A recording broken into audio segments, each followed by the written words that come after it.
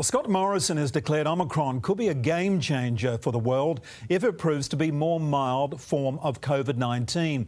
Living with the virus was front of mind today for the PM, announcing details about the vaccine rollout for primary school children.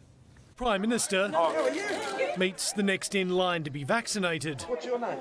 From January 10, the Pfizer vaccine will be available to more than 2.2 million 5 to 11-year-olds across Australia. It's a third of the dose provided to the older population. The gap between first and second jabs can be 3 weeks, but the vaccine advisory body has recommended 8, and bookings will open next week.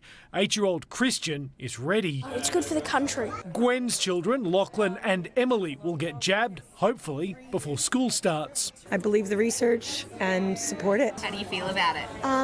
Not worried. For the Prime Minister, this next step is a big one. Australia is set up to live with this virus. That includes the Omicron variant. The information out of South Africa suggests that we're not seeing a high incidence of hospitalisation and severe disease. That is potentially quite a game changer with the pandemic around the world. Because it could mean a more milder variant becomes more dominant. We are hoping that that happens with Omicron, and there's some compelling early information that it is a milder variant. The Prime Minister's optimistic. The virus may well step down, but we'll see. It's a little too early to make those sort of judgments.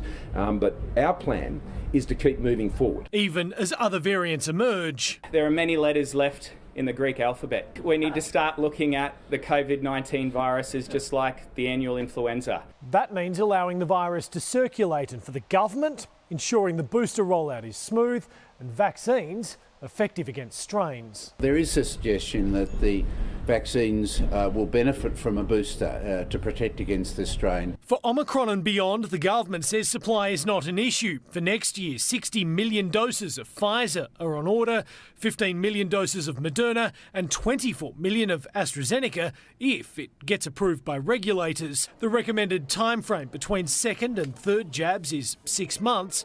Some experts say there's no urgent need to change that. Wait till when your 6 months comes up, which will give you a good position to have better protection for the next winter, which is our next biggest risk period.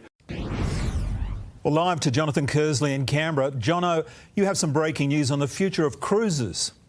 That's right, Mark. The $5 billion a year cruising industry, which employs 18,000 people, says it's been hit with another blow. The ban on cruises has been extended until towards the end of next month, potentially into February. That's because the Health Minister's powers have also been extended into 2022, which also allows for bans on international travel from high-risk countries. Omicron dominated the final National Cabinet discussion of the year. Queensland, Tasmania and the Northern Territory, they will open their borders next week. But Mark, the challenge of just how we live with COVID-19 will ring in the new year with the rest of us. Jonathan Kersley in Canberra, thank you.